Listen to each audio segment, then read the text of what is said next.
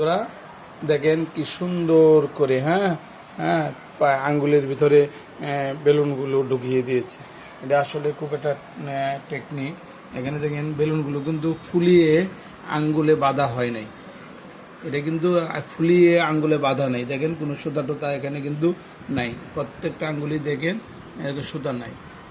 এইদিকে দেখি, এই যে দেখেন কোনো সুতার কোনো অস্তিত্ব নাই। এটা ডাইরেক্ট আঙ্গুলে ঢুকিয়ে বেলুনগুলো ফুলিয়েছে। তো দেখেন নতুন একটা টেকনিক, কি সুন্দর, তার হাতটা কি সুন্দর লাগতেছে। দেখেন আপনারা দেখেন কত সুন্দর চমৎকার একটা দৃশ্য। আস্তে আস্তে এভাবে দেখেন, আমি সব দিকেই দেখাচ্ছি আপনাদেরকে।